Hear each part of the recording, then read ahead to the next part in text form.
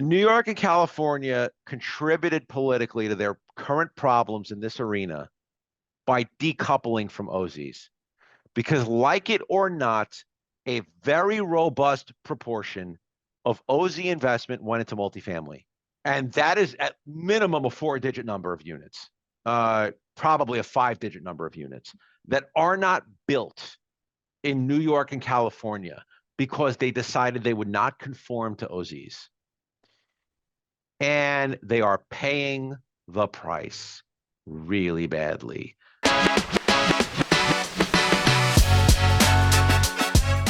Welcome to the Opportunity Zones podcast. I'm Jimmy Atkinson. Today's guest is a tax lawyer who advises family offices and private equity real estate funds. Matthew Rappaport is vice managing partner at Falcon Rappaport Berkman, and he joins us today from Long Island, New York. Matt, great to see you. Thanks for coming on the show. Welcome. Anytime, buddy. Good. Well, before we dive in, Matt, I want to get a bit of background on you. And actually, first, I'll mention, Matt, that a couple of years ago, I had the pleasure of interviewing one of your colleagues at FRB. I think it was before his time at FRB, but Andrew Gradman is now a partner at FRB, and he and I discussed 7 common mistakes made by Opportunity Zone investors. I'm going to make sure to link to that episode in the show notes for today's show. Probably going to be better than this one. I mean, first off, he's smarter than me, and second off, I don't have his professorial flair. So if you're expecting the master classes that guy gives, I will disappoint you. There's a reason he's here, okay? And it's not because I wanted to surround myself with people even dumber than I am. So, yeah, he does have that professorial flair. I think he probably has some elbow patches on his suit coat. Doesn't he? I mean, I'm glad I don't have to run around acting like I'm so smart anymore. I have him now, so yeah, you got him to lean on. Yeah, it's always good problem to have when you have people smarter than you working there. You're smarter than I am, anyway. So, anyways, that was a watershed moment. Somebody smarter than me wanted to work with me. That was a real watershed moment, man. So you can't help but be happy about that. I mean, the guy has elevated the game here. He really has. Listen, this is not a podcast about Andrew Gradman. That being said, it is necessary to say the way the man practices law and the influence that he's already had on me. I mean, he's been working with us in some capacity for 2 years, but on January 1st of 2024, he folded in his practice and he's with us full time now. And even in that short period of time, it's been transformative and it's been great. So I'm kind of like over the moon about it. In case you couldn't tell, you know? I can tell. I can definitely tell. Anyways, that's a great introduction to that podcast episode I did with Andrew Gradman a couple of years back. If you're interested in listening to that episode, you can head to opportunitydb.com/podcast, and I'll have a link to that episode in the show notes for today's show. But let's talk about you now, Matt. Let's talk about you and your firm, FRB. Give us a little bit of background on you and what FRB is all about. So me individually, I run a tax practice. When I began in the trust and estates world. This was relatively heavy in it. But then when I formed my own practice in 2015, that practice was an exclusively tax practice that occasionally ran into some trust and estates. And when I handled trust and estates, really then and ever since, it's been in connection with wealth transfer by high net worth individuals and people who have businesses and real estate portfolios and different sorts of assets that may be subject to having the government take a piece out of it at the time they want to transfer it to their heirs. And there, as everybody tends to know, there's various solutions out there that can tax optimize the transfer from one generation to another. And that's what trust and estate related tax planning is about. It's not the only thing it might be about. There may be some income tax planning weaved into it, but primarily what people are going for is they're going for tax efficient wealth transfer. And that's really where I focused for a long time.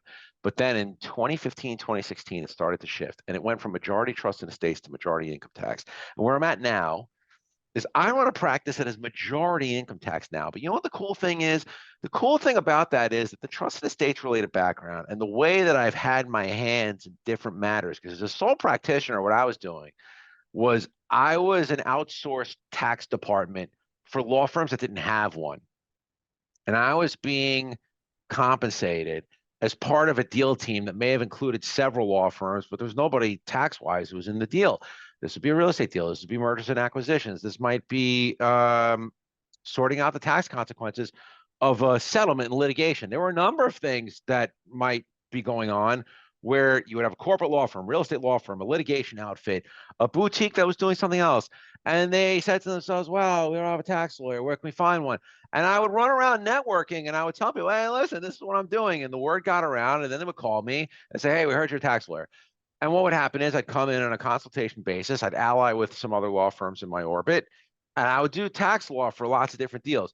So the cool thing is that I got a breadth of exposure. And in tax, that's not the norm. And the cool thing about Andrew is Andrew's got breadth too. So for me, I enjoyed getting a cross section of so many different types of things. And when OZs came into being, when the Tax Cuts and Jobs Act was passed, I saw my opportunity because I was taking a look at the statute, I was taking a look at the regulations, and the coolest thing about that, for a guy whose career began in 2011, okay, you have the OZ statute drop in 2017. It takes effect in 18. And all these things I heard about from the OGs who had been in practice for such a long period of time, who are on the American Bar Association with me, things like that, talked about the 86 Tax Act, Reagan and Tip O'Neill. They talked about the release of significant statutes, 409 Cap A, 1202. I mean, lots of different stuff that came out. And this was when I was like in diapers in elementary school and stuff. And now I got my chance. OZ comes out and I'm like, hey, you know what? I got my chance now, because now I can be part of the process. The IRS had a comment process, and you can look it up on the internet. I did 2 comment letters, both rounds of regulations. And I put forth in there, I was like, hey guys, there's a ton of issues going on here. Why are you going to deal with this? And the cool thing was that was a culmination of me getting a vantage point on real estate tax, corporate tax, trust estates tax. And am I like really heavily strong on all of it? I would say not necessarily, but I've got a good feel for a variety of different things. And what I feel makes my practice different, this department different, and the law firm as a whole different, is that we see a lot of angles. And there's a few things, right? Like your question prompts me to put my sales hat on, right? Oh, like what makes FRB what it is? The answer that I would give you is that we are entrepreneurs serving entrepreneurs. We come at things from a practical standpoint, but we're also artisans, the way that I see it. I see it as we are people who come at legal issues from an artisanal angle where we try to get very deep. Like you talk about Andrew Gradman's episode with you. I haven't heard it yet, but I would guarantee you that the man it's a masterclass in all these different aspects of the OZ related statute and regulations and how to avoid these pitfalls and stuff. So you get that level of technical expertise combined with an entrepreneurial, practical bent to try and get to the bottom of problems. And that is not the norm in the law. The norm in the law, as I experience it, is they're going to churn bills on you. They're going to explore little nooks and crannies that are probably not going to be practical or may not even come up in the course of a deal. And you're going to have a lot of people, listen, everybody in this business is very smart and everybody in this business works very hard. But what I feel sets us apart is we take a practical business-like approach and a wide-angle lens in which everybody across our firm, which is a full-service firm, is practicing together. We're not siloed. We're not sitting there having internal politics interfere with whether someone else has to come in on an OZ matter and be like, oh, we need the real estate lawyers on this. We need the corporate lawyers on this. We need the tax lawyers. We need, if you're coming in, you have intellectual property inside of your opportunity fund or your opportunity zone business. We can address all of this stuff, and everyone's going to work together. Everyone is going to sort of be like a symphonic kind of a mass moving as one, rather than a bunch of different disparate parts like coming together in a discombobulated, disjointed whole. That's not what we do. We have a team that comes together. We work in harmony with each other, and we give you a practical, workable solution in plain English. That's what we do here. So we invite the most complex, the most, hairy, interdisciplinary stuff. And some other firms won't even touch it. Too many practice areas. It's too hard. We don't do that here. What we do is we tackle things, and OZ is a great example of that. We tackle things that require real technical expertise in a variety of areas to figure out, and we're going to put something together that's practical for you. That's who we are. Yeah, your firm provides a synthesized soup to nuts solution for different OZ practitioners. Hey, while you were talking, by the way, I found one of your comment letters just There to it is, prove that, hey, man. That's the this guy, first. this is That's the the first first one. one. There were a few Yeah. others I found, but anyways, Yeah, that's the first one. I will link to your comment letters on the show notes page for today's episode. That was a wild Makes time for a back great in makes for a late great sleep 2018. aid, man.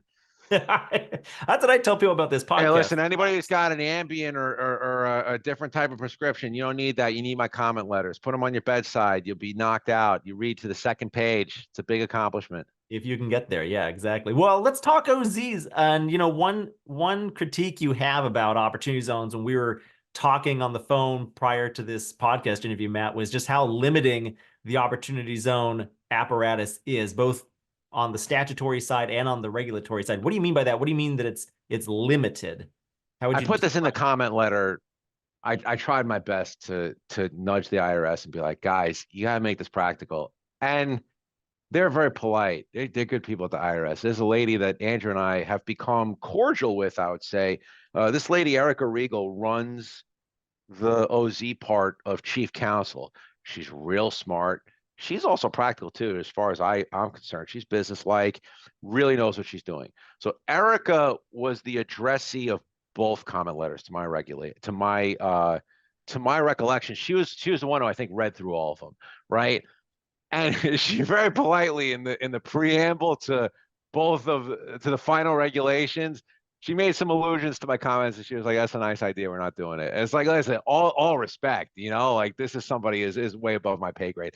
But the suggestions I tried to make were in exactly that vein. And effectively, what I was saying was, listen, let's take the example of QOZBs. Okay, QOZBs have a rule that says, you can't have non-qualified financial property that amounts to more than 5% of the QOZB's assets. And I put a comment in and I told them, you got to realize the way this is written, the QOZB can only have disregarded entities underneath it. That is to say, any entity that is treated for income tax purposes as not existing, and the assets are actually the assets of the owner. If you have any regarded subsidiary, that is to say, a partnership, corporation, or the like, you've basically blown the rule. And I'm like, look, if you look at the statute bird's eye view, okay, even at the time of the first comment letter, December of 2018, it was patently obvious that the QOFs were going to be holding vehicles and the QOZBs would be operating vehicles. Right. And if you have an operating vehicle that can't have subsidiaries in it, there are limits to what you can do. I mean, I'll give you a great example. You're going to run a startup tech company that wants to own its real estate. Well, if you're in the regular world, the non-OZ world, I want to go Opco Propco, right? I want the real estate in entity one. I want the operating company in entity two. I want a lease between them. And we're going to keep these things separate so that the real estate isn't fair game. If I've got a liability off my startup, like I got a medical device startup, and then catastrophically the medical device, changes everybody's eye color, you're going to get class action lawsuit, and it's like, you want your real estate to be fair game? I mean, nobody wants that. And you set up that same type of company because you could do medical devices in a QOZB if that's what you wanted. You could have your operating real estate inside of an opportunity zone and your manufacturing plants and all your other stuff, and you meet all the corresponding rules, but you can't even go Opco Propco unless it's disregarded entities. And it's like, I don't know, what if I want help financing the acquisition of my real estate from an outside passive investor? I don't know, you can't really structure that. I mean, maybe you could, right? But the thing is, it starts becoming incredibly unwieldy. And for me, I look at it and I'm like, I don't know, do you really want a regime in which your operating company has to be one tax entity and you can't have any regarded tax entities underneath it? How do you structure outside investors coming into one part of it and not another part of it? How do you structure like the fate of the ventures as they may evolve? I mean, I don't know. What happens if like you stumble across some other idea inside of your OZ business? You wanted to make it into like 3 businesses. It's you got problems doing that too. And the way you have to structure things is a problem. That's, I would say, like inflexibility number one. Then Just off the top of my head, inflexibility number two is around the idea that some of the businesses that you can and can't have both practically and explicitly in an opportunity zone, they don't make a lot of sense, right? You start getting very dicey in the way of fact patterns like, I want to run a hotel out of an opportunity zone, but I also want that hotel to have a golf course and a spa. I mean, practically, you really kind of can't do that, right? You have the sin business rules that say no, like hot tub stuff and no golf courses and Right. so forth.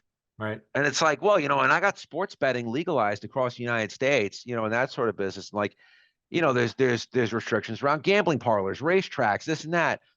And I don't know. I mean, there's no real guidance around how to toe the line of it's safe to say generally, I think that most practitioners would agree with me that you can't set up a hotel that's got a golf course and a spa in it.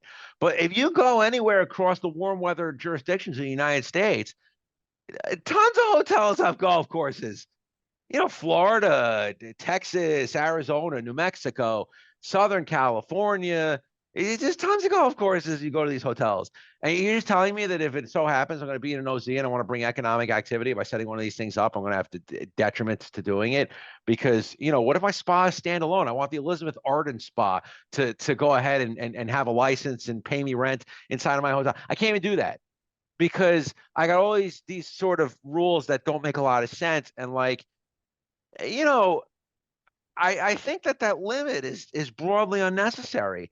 And then in terms of the capital deployment, working capital, I understand that this is all anti-abuse, that they don't want money to go into opportunity zone tax favored vehicles and then just kind of sit there.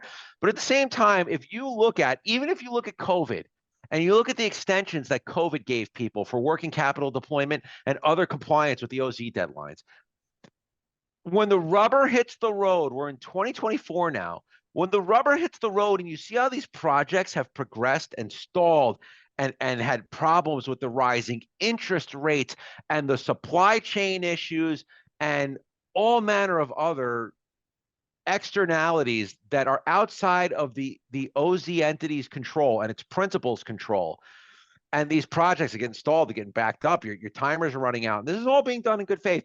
What are you going to do?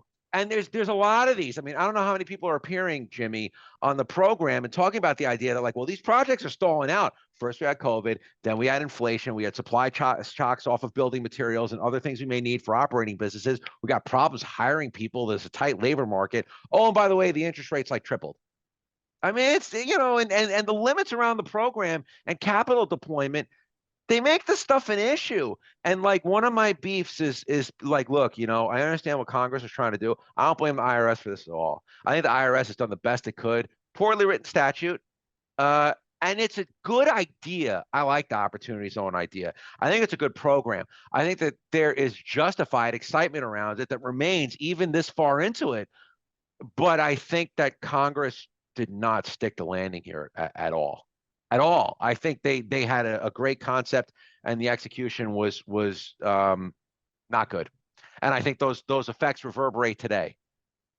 Well, a lot of great points there. I love the golf course issue that you bring up. You're absolutely right. It does seem silly, some of the sin businesses that are listed as ineligible to be a QOZB. I recently learned, by the way, Matt, I don't know if you know this.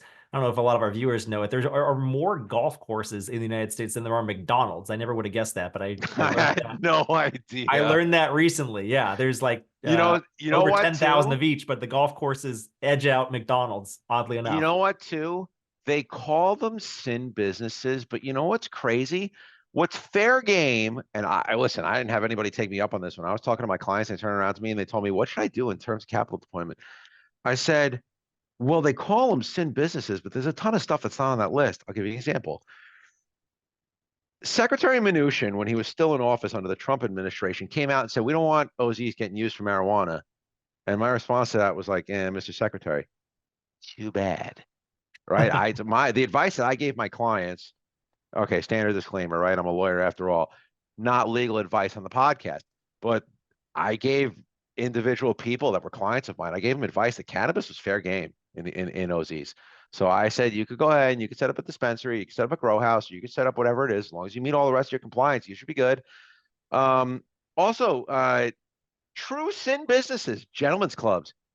You can set up a gentlemen's club in an OZ and qualify. It's gentlemen's clubs are not excluded. Um, Businesses that prey on the poor, check cashing, coin laundromats. I don't know if coin laundromats prey on the poor, but coin laundromats make great money, and it's primarily a low income clientele. You can set up a coin laundromat in OZ. So weirdly, like they had the liquor store thing where they said, okay, you can set up a restaurant, but you can't set up a liquor store. That is to say, any facility for which alcohol is available for purchase off premises. Now, as long as consumption is off premises, right? I.e., liquor stores, fine. But like you can do check cashing and you could do pawn shops, Yep. right? You could do precious metals. You could have people trade in their precious metals and their old antiques, and they could pawn them off. I mean, you only find pawn shops in lower income neighborhoods. You don't find them and that's something that the OZs were designed to benefit. But here's a philosophical question. If I have a QOZ business and I have disregarded entities underneath it, one of which is a gentleman's club, one of which is check cashing, one of which is a pawn shop, and one of which is a cannabis dispensary, have I accomplished what Congress really set out for us to do? I would say politically, probably not. But legally, I will argue compliance to the death in that scenario. I'll argue compliance to the death. I don't think the government can win that personally. I think the government loses. You go in, I'll turn around, I'll say, all right, here is all of your statutes and all of your regulations. I'm in compliance with every single one of them. So what are you going to tell me? And it's a tough argument. I don't think, I mean, listen, like I said, this is above my pay grade. You got some really good people in chief counsel at the IRS and the people that are in the litigation department and all other business. Here's my speculation. I don't think litigation would take that. I don't think they would. But that's speculation. Like I said, these people, they're way above my pay grade. They fulfill a very important societal function, and I don't. So they would decide. But if I'm speculating it and I'm advising my client that they're not going to take that case, they're not litigating that. My client wins that case. That's my estimation. Yeah, I think so. I mean, just don't put a golf course in there. And I think Exactly. Don't put a golf course behind the pawn shop. right, or behind the gentleman's Behind club. the gentleman's club. So Crazy.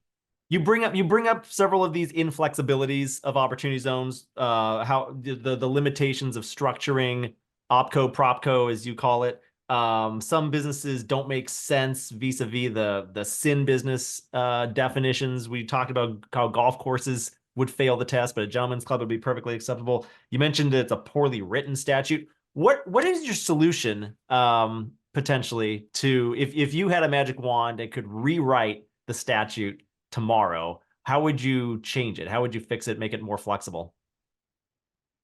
I would first and foremost run it somewhat similar. And by the way, this is Andrew's area, not mine.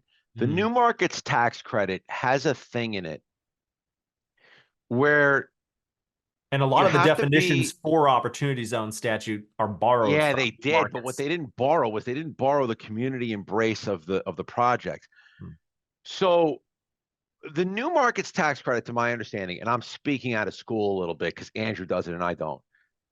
To my understanding, the new markets tax credit has a mechanism in it where it says, if the community loves what you're doing, get the credit. And if they don't want it, you just don't get it. And I think OZs would have greatly benefited from community collaboration because I think it would have been more politically agreeable to the leftward fringe. Mm-hmm.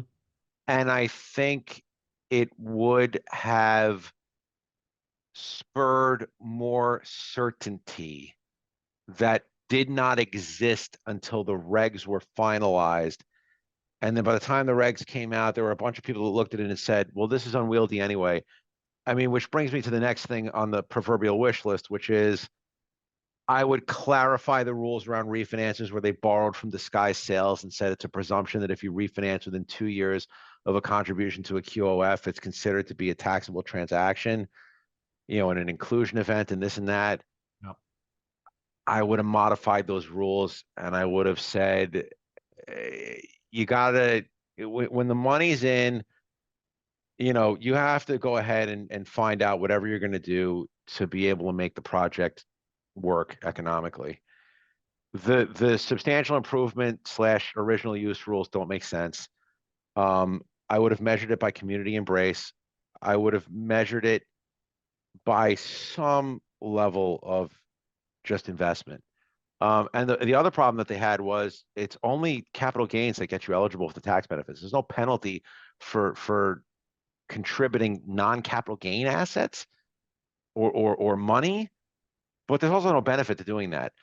I can understand the philosophy that they wanted to spur the economic activity of both selling capital assets and reinvesting into these zones.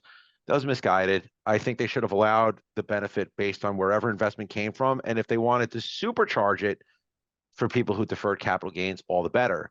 But the problem with OZs for real estate sellers is that when you stack them up next to opportunity zones, they only make, I'm sorry, when you stack up OZs next to 1031, the OZs only make sense for people in the business of development and people who have really difficult disentanglements they have to get out of with their business partners, like S corporations or large partnerships or CMBS encumbered property or something like that.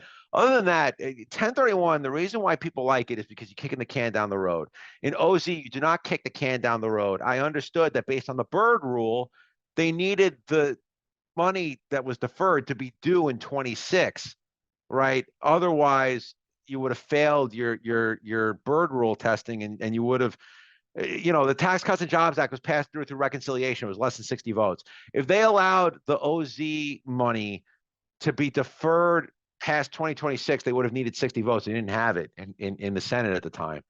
So I understand why they did it, but practically, when the rubber hit the road, it was bad. Because you got a bunch of people shrugging their shoulders. I think the 26 deferral was a function of the CBO congressional scoring. The Bird rule stripped out the reporting requirement. But they're related. They're right? related. Like yes, in other words, the two are related. CBO scoring and the Bird rule are what's the word? Hand in glove, right? If you need a certain amount of CBO scoring to avoid the Bird rule. So it's like it's all one and the same. They needed it in there, except right. We're in 2024, so what do I get? I get 2 years worth of deferral now, and it's like, well, listen, the deferral was like super cool in 19 and 20, and the reason why it was cool was not only the length of time, but if you go hindsight 2020, which is not that hard to predict at the time that you were deferring. The other thing about recognition in 26 is that if I know I'm going to have it, now I can plan for it. Cost segregation, losses from other investments, because you're deferring capital gain after all. So your losses from the markets, like if your stock took a bath or something, right, then you get to go deduct those losses against your 26 gain event. So now you get to plan. So it's like, okay, 19, 20, and 21 was cool, not only because I got to defer for a comparatively long time, but I also got to plan. And I get to line myself up and say, yeah, that's cool. I got something in my back pocket. If I want to take a riskier investment or I want to do something that I was on the fence about earlier, I got the comfort of understanding that if I take a loss on that in the next 5 years, I got this gain coming up where I can just wipe it. And that's cool because there's no rule against in 26 taking the recognition from the deferred capital gain and then offsetting it with something else. There's no rule against that. So there were cool aspects to this that were additional selling points to anyone interested in the OZ program, comparing it to what else might be out there. But you're selling real estate nowadays, and unless you've got a real interesting situation or you love developing, OZ is not as good of a sell anymore. And when I present the menu to clients where I say, listen, these two are available, it's among a series of other things that might be available. When they're weighing OZ and 1031 as against each other, the sellers of real estate are 1031 all the way. The sellers of other assets, they can't do that. So OZ is still pretty damn cool because you get to go in, you get to either defer into a QOF that's got real estate in it or defer into an operating business. You get to mix and match. I can sell a business. I can sell stocks and bonds. I can sell artwork. I can sell lots of other stuff. But when you're selling real estate, OZ 1031 is a tough comparison now due in part to the length of deferral, but due in other parts of the structure of the program.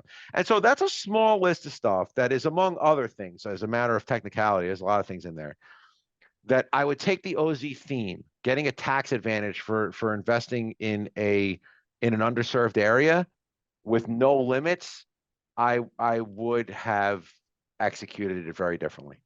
Yeah, it'd be interesting if we could remove that CBO requirement or that bird rule requirement and actually push something through that was permanent, or maybe there were certain 5-year cliffs that rolled every year, something to that effect. But the 2026 end date that's written in stone, no matter when you invest, that is a tough one.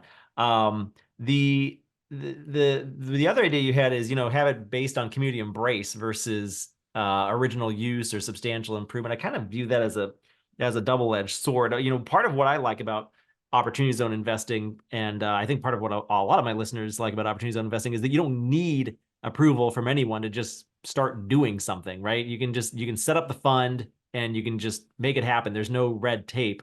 I guess the community embrace would introduce a little bit of red tape, have some sort of mechanism to quantify that versus mere mathematic of either putting more improvement into the project than you paid for it, or developing something brand new. But those are just my 2 cents there. Let's move on to talking about some conformity issues, because I love opportunity zones. It has its challenges.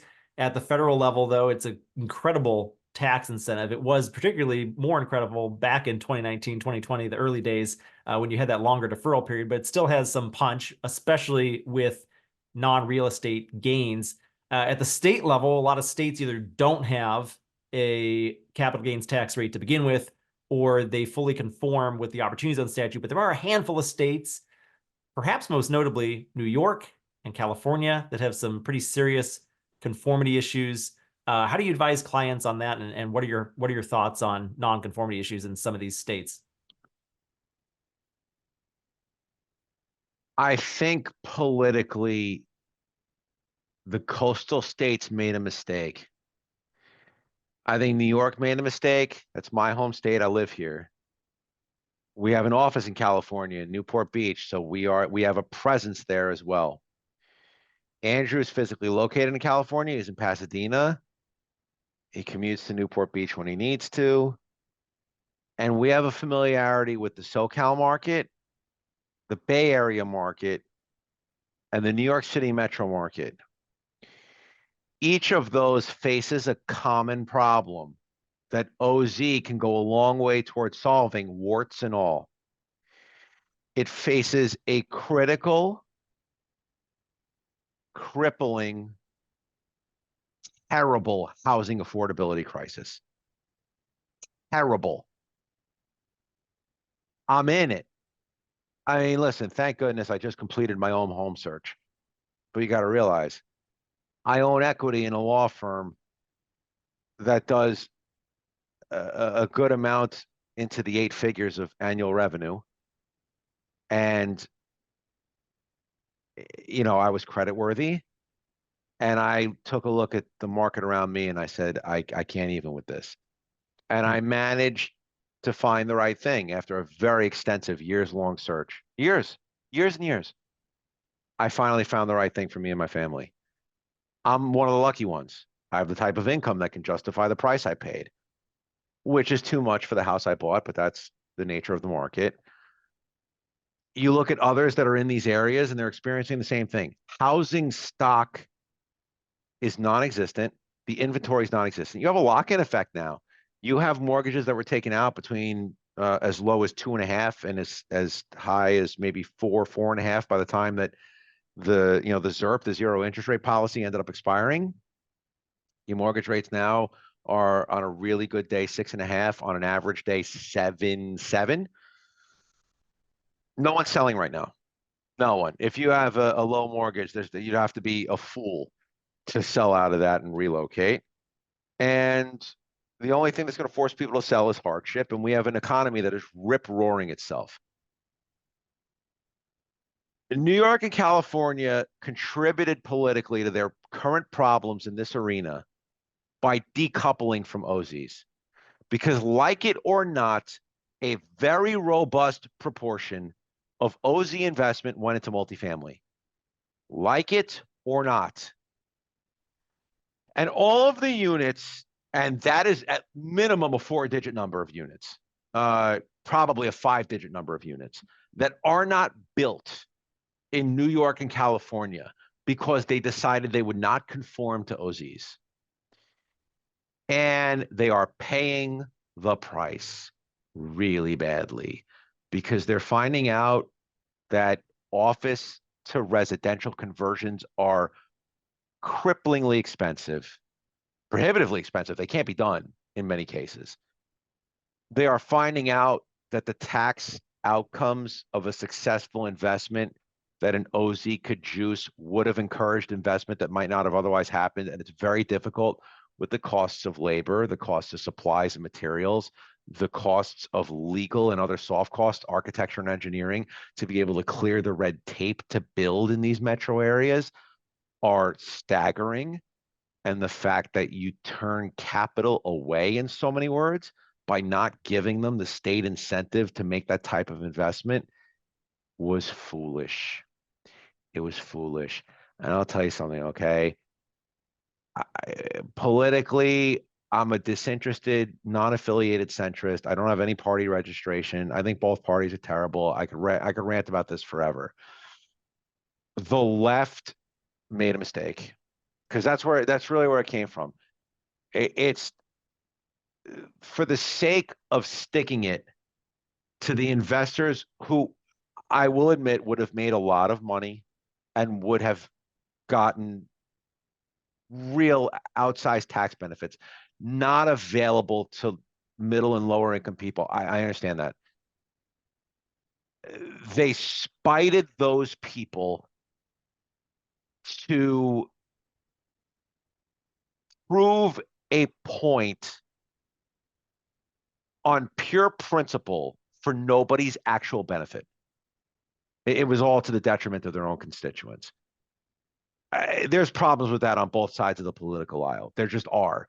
And I think largely, when you look at the fate of OZ in Congress, there's a lot of people that ask me, what do you think about the OZ extension bills that have been floated by various senators and Congress people to extend the timing on the deferrals, to change around some of the particulars of the program? And I say to them, wake me up when it's not performative.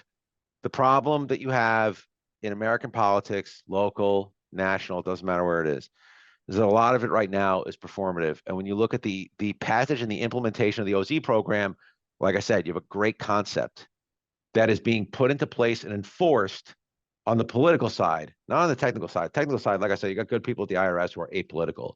I'm dead serious about that. There's a serious misconception problem with the minds that are at the IRS who do this stuff.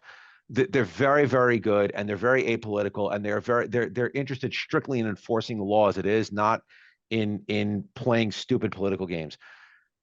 The politicians, however, it's not the same with them. And when you talk about when they stand on ceremony and things like decoupling, and you look at the way the far left is at the federal level treating the OZ program, they're missing out on an opportunity. You need to understand that in the history of this country, there have been ugly, ugly compromises from day one. And I feel what you need to do on OZs, you need to make an ugly compromise. You need to say the fat cats will make money. It's a fact of life. It's been happening in this country for the longest time. It's not going to stop anytime soon. In exchange for the fat cats making money, you're going to benefit your community quite a bit. You're going to open up housing stock. You're going to put downward price pressure on the markets, and not only on purchases, but also on rents. And you're going to have private skilled operators of places for people to live, workforce housing, affordable housing. And if you want to go back to the question of what would you do to change the program, I'd make the synthesis between the affordable housing tax credit, new markets tax credit, the low-income housing tax credit, all this other stuff, right? I would make the synthesis between those things and OZ a lot easier because I double whammy it, right? Make it like this is a bonanza. This is great. You want to know why?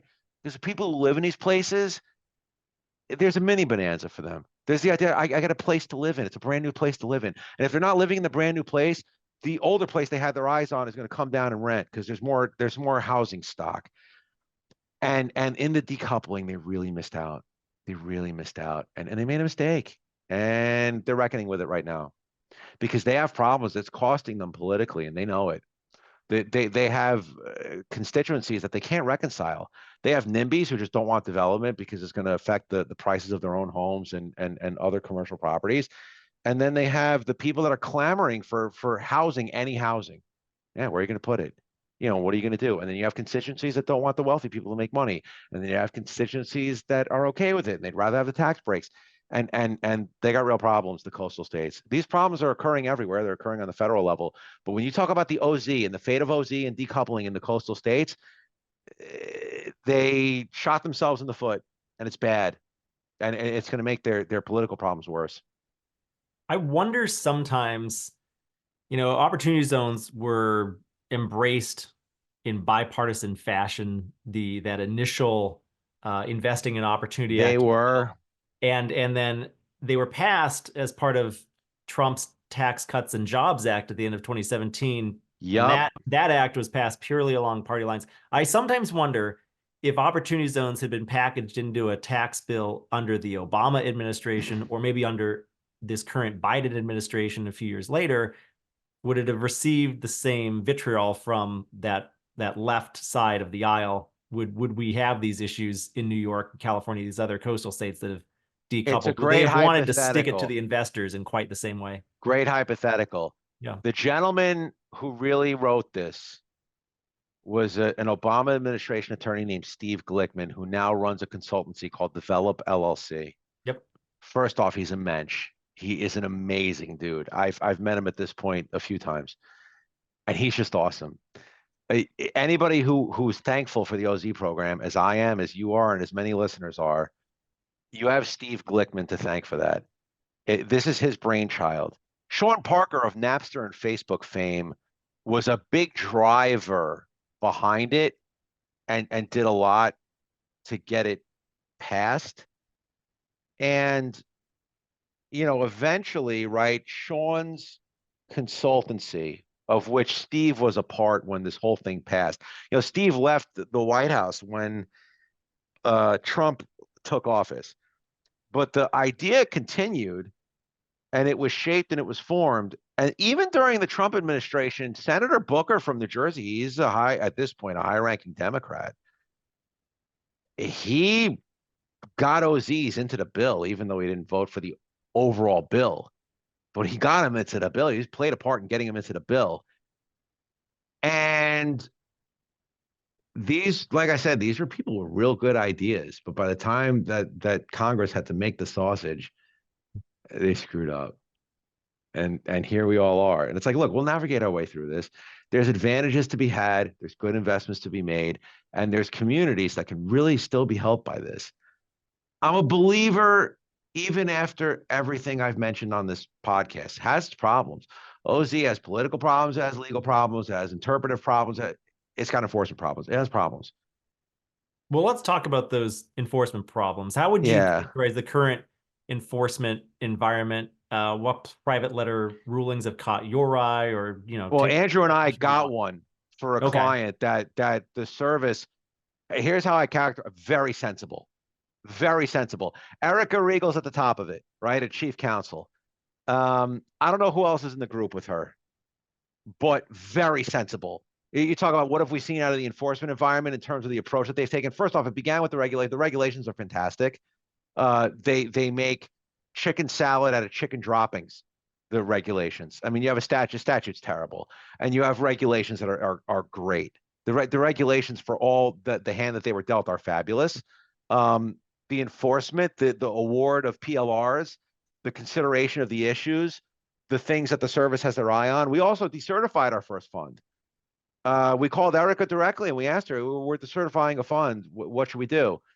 She gave us great guidance. She said, listen, we're not out with it yet, the formal guidance around decertifying a fund, but here's what I'd like you to do. And was extremely helpful. I mean, so you got a woman at the head of the ship who is a great lawyer, very sensible, very practical, understands the mission here, and is not being heavy-handed in this at all. And reasonable cause extensions, right? The reasonable cause waivers for penalties. We've had 3 clients obtain those. Very sensible, wide latitude. The type of thing that I feel is a good example of good government. I think that the people that the service has at chief counsel who are in charge of this, the folks that we interacted with, including Kyle Griffin was a part of the team that was on the PLR with Andrew and I. Kyle's part of this enforcement apparatus. Erica's part of this enforcement apparatus. You're talking about the IRS has its best people on this. There's a lot of good people. They have their best people in this particular sector. And I think one of the big saving graces that you have in going forward is that this is what I think. This is, I'm not speaking for the IRS. I have no authority to do that. They're going to say what they're going to say and they're going to do what they're going to do. My hypothesis is that if you are going into this program in good faith, you will get a reasonable enforcement outcome, even if circumstances outside of your control screw things up. And it starts leading to technical foot faults and problems, right? I think, emphasis on I think that when the rubber hits the road on the 10 years, and I think that when the IRS is evaluating how these projects have gone and what it's all like, I think they're going to reach the right outcome the overwhelming majority of the time. Overwhelming. And that's what I would say. I think we're in a sensible, reasonable enforcement environment with the right people at the wheel. That's what I think. Well, that's great to hear, and glad to get those thoughts from you that there are some really sharp people, apolitical people at the IRS who are dealing with these technical matters on a day-to-day basis. Matt, it's been a pleasure speaking with you today. We're running low on time. Likewise, buddy.